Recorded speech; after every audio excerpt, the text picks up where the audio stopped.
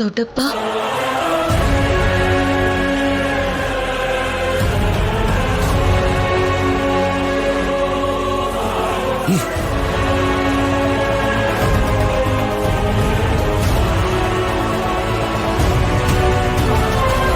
ದೊಡ್ಡಪ್ಪ ನಿಮ್ ಹತ್ರ ಸ್ವಲ್ಪ ಮಾತಾಡ್ಬೇಕು. ಏಯ್ ಸ್ವಾಮಿ, ನನ್ ಚಪ್ಲಿ ಎಲ್ಲೋ?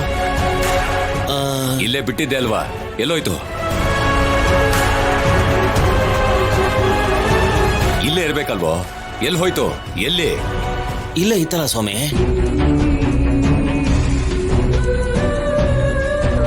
ಛೇ, ದೊಡ್ಡಪ್ಪ ಒಂದು ನಿಮಿಷ ದೊಡ್ಡಪ್ಪ, ನನಗೊಂದು ಅವಕಾಶ ಕೊಡಿ. ನನ್ನ ಶತ್ರು ಹಾಗೆ ನೋಡ್ಬೇಡಿ. ನಡೆದಿರೋದ್ರಲ್ಲಿ ನಿಮಗೆ ನನ್ನ ತಪ್ಪು ಕಾಣಿಸ್ತಿರ್ಬೋದು, ಆದ್ರೆ ಕೆಟ್ಟ ಪರಿಸ್ಥಿತಿಯಲ್ಲಿ ಬೇರೆ ದಾರಿ ಸಿಗದೆ ಹಾಗೆ ಮಾಡ್ಬೇಕಾಗ್ ಬಂತು. ನಾನು ನಮ್ಮನೆ ಮರ್ಯಾದೆ ಕಳಿಬೇಕು ಅಂತಾನು ನಿಮಗ್ ನೋವು ಕೊಡ್ಬೇಕು ಅಂತಾನು ಈ ರೀತಿ ಮಾಡ್ಲಿಲ್ಲ. ಈ ವಿಷಯ ಇಲ್ಲಿವರೆಗೂ ಬರುತ್ತೆ ಅಂತ ನಾನು ಊಹೆ ಕೂಡ ಮಾಡ್ಲಿಲ್ಲ ದೊಡ್ಡಪ್ಪ.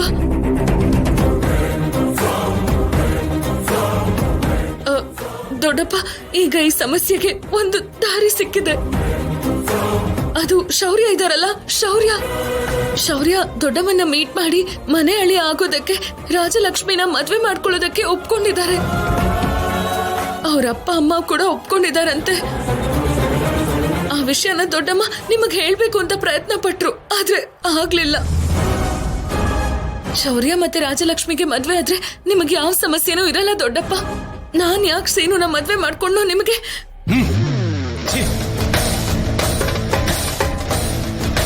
ಏನ್ ಬದುಕೋ ನಿಂದು? ಮನೇಲಂತೂ ಮನಃಶಾಂತಿ ಇಲ್ಲ ನಿಂಗೆ, ಕೊನೆಗೆ ಇಲ್ಲೂ ಕೂಡ ಮನಃಶಾಂತಿ ಇಲ್ದಂಗ ಆಗೋಯ್ತಲ್ವ. ನನ್ನವರೇ ಅಂತ ಅನ್ಕೊಂಡಿದ್ ನಿನ್ನವರು ನೀನು ಮರ್ಯಾದೆ ತೆಗ್ದಿದ್ದಲ್ದೆ ನಿನ್ ಮನ್ಸಿಗಾಗಿರೋ ಗಾಯಕ್ಕೆ ಖಾರದ ಪುಡಿ ಹಾಕೋ ಪ್ರಯತ್ನ ಮಾಡ್ತಾ ಇದಾರಲ್ವಾ, ಸಾಯಿಸ್ತಾ ಇದಾರಲ್ವೋ ನಿನ್ನ. ಛೀ.